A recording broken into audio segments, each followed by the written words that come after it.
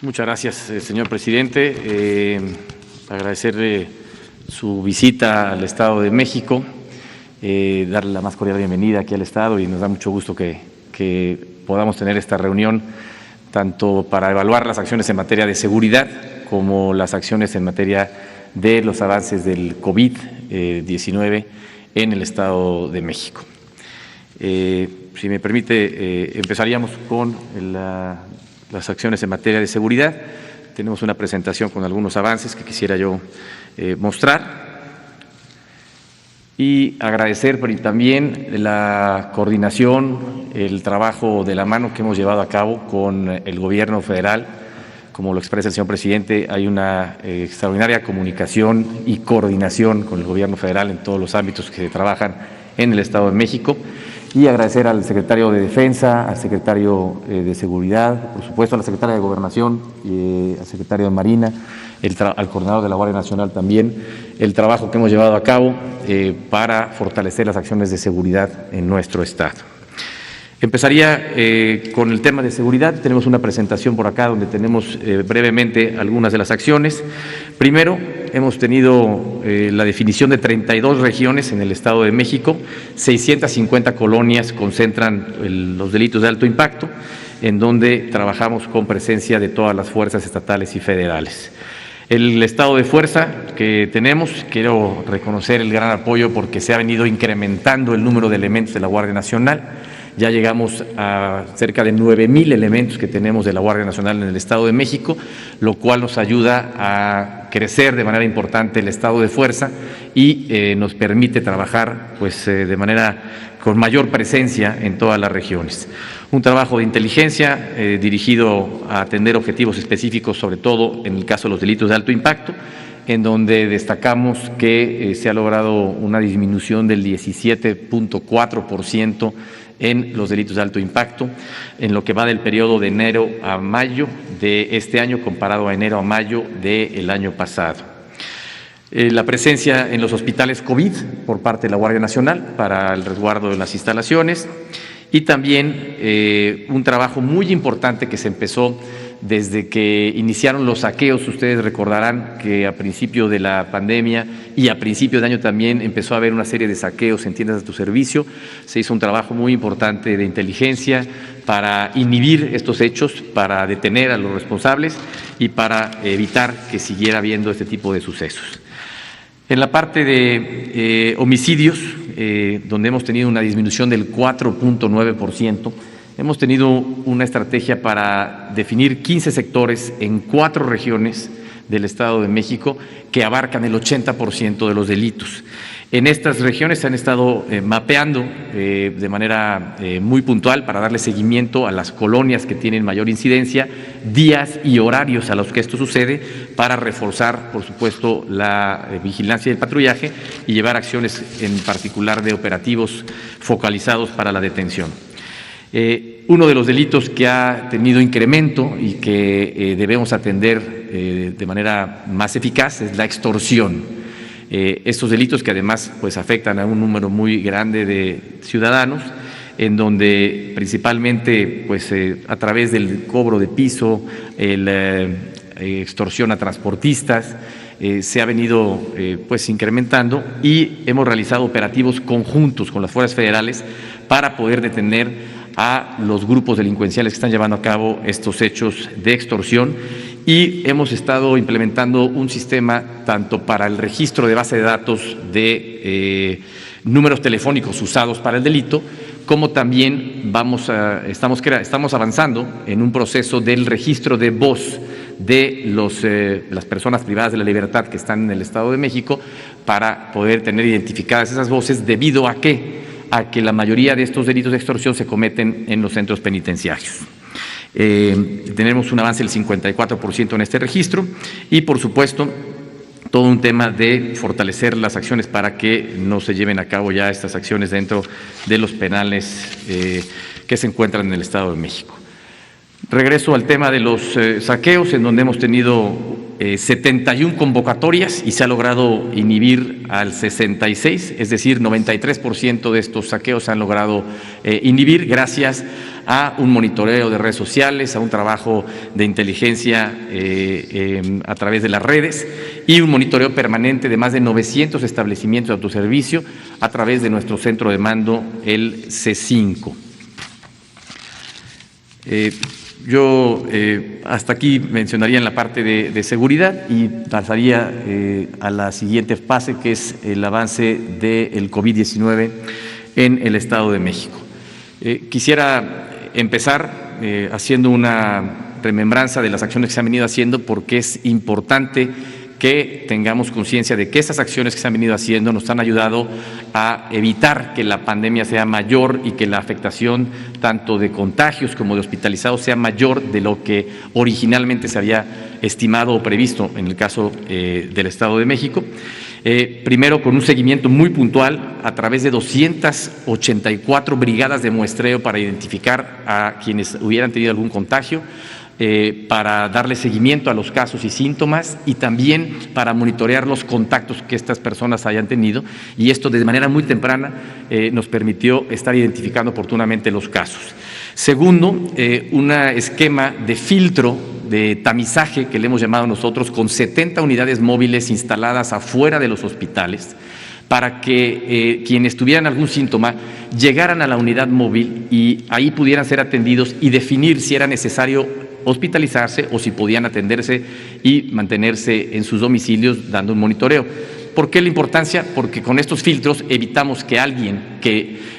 quizás no estuviera contagiado y nada más fuera una enfermedad respiratoria distinta, pudiera contagiarse al entrar al hospital. O si entrara alguien contagiado, pues contagiar a más gente dentro de los hospitales. Estos filtros nos han servido de manera importante.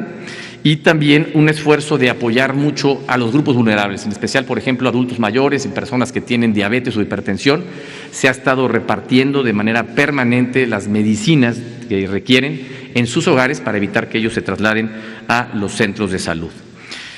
Tenemos 54 hospitales COVID en el Estado de México distribuidos de esta forma, que están atendiendo la pandemia de manera particular a través de 27 del ISEM, el IMSS, ISEMIN, ISSSTE, la Secretaría de la Defensa, que ha ampliado también sus instalaciones para tener capacidad para atender enfermos, y el Hospital de Alta Especialidad de Iztapaluca. Más de 1,310 camas nuevas que se han instalado y un hospital inflable en Ecatepec. Contratación de 418 médicos, 990 enfermeras, que nos han permitido darle una mayor atención a las personas que han necesitado apoyo durante esta pandemia, así como, por supuesto, el equipamiento de los mismos. Y dentro de este esquema de preparación hay 5 instalaciones que se han adaptado para poder tener la disponibilidad si fuera necesario. Hoy en día no se han requerido utilizar porque la capacidad hospitalaria que tenemos ha sido suficiente e incluso va en disminución esa ocupación hospitalaria. Un poco más adelante hablaré de ello, pero hay 5 espacios en donde tenemos 750 camas, que es el Centro de Convenciones de Toluca, Ciudad Bicentenario en Nezahualcóyotl, aquí el Centro Cultural de Texcoco, el Auditorio de Tonanitla y el CRIT de Tlanepantla, que están listos para poder atender y ampliar la capacidad hospitalaria si fuera necesario. Los escenarios, y esto es algo muy importante y lo comentábamos hace un momento con el señor presidente en la reunión. Aquí en esta lámina podemos ver lo que era la estimación original de la pandemia, es decir, cuál era el escenario originalmente planteado, y de no haber llevado a cabo todas estas medidas de acción que se hicieron, además de, y aprovecho para seguir haciendo un gran reconocimiento a todas las personas que han hecho ese esfuerzo y que hicieron ese esfuerzo por permanecer en casa lo más posible y ayudarnos a que esta pandemia se pudiera contener. Lo más importante era poder tener la capacidad de atender a todas las personas que requirieran atención médica, disminuir el número de contagios enfermos, por supuesto, y el número de personas fallecidas. La estimación original nos llevaba a que el 29 de mayo íbamos a tener el momento más alto de contagios, con más de 20,000 infectados y 11,500 hospitalizados. Esto hubiera rebasado la capacidad hospitalaria que tenemos en el Estado de México para atender a todos los enfermos. Gracias a todo este esfuerzo que se ha venido haciendo, a todo este trabajo coordinado con la Secretaría de Salud del Gobierno Federal, es que se ha logrado pues pasar a un escenario más reducido en cuanto al número de hospitalizados y de contagios, y que la fecha, digamos, de mayor saturación haya pasado en la segunda semana del mes de junio y el número de hospitalizados máximo haya llegado a 1,944. Las líneas azules son el escenario original, las líneas verdes son el escenario real de lo que ha sucedido gracias a todas estas medidas y acciones que se han llevado a cabo, que podemos decir con responsabilidad, con prudencia, pero también con optimismo, que vamos mejor de lo que podríamos haber ido de no haber tomado todas estas medidas y acciones para atender esta situación. Un corte al día de hoy, en donde tenemos 31,000 casos positivos, 2,557 activos. Lamentablemente, 3,771 personas han perdido la vida y hoy tenemos 10,480 sospechosos. ¿Cómo está distribuida la hospitalización? La mayoría de los hospitalizados los tenemos en el Seguro Social y posteriormente ya en los sistemas tanto estatal como los de alta especialidad, IMSS, ISEMIN y la Secretaría de la Defensa, como podemos ver aquí en la lámina. Y el porcentaje de ocupación hospitalaria, hoy tenemos un porcentaje de ocupación hospitalaria del 67%, ha venido disminuyendo, es una disminución ya en la ocupación hospitalaria durante las últimas 2 semanas, es una noticia buena, importante, porque vemos que esto va en bajada, y una ocupación del 60% en las camas de terapia intensiva. El Estado de México lo dividimos en 4 zonas,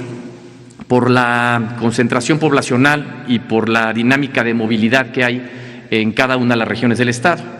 El 86% de los casos que tenemos en el Estado de México se concentran en la zona metropolitana del Valle de México, en los 59 municipios de la zona metropolitana,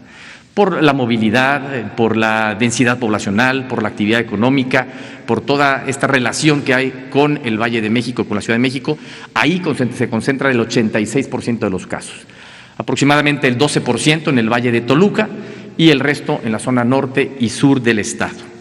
Quiero resaltar que estamos trabajando y hemos trabajado de manera permanente con una gran coordinación con la Ciudad de México en las distintas acciones que hemos llevado a cabo y las que seguiremos llevando a cabo hacia adelante.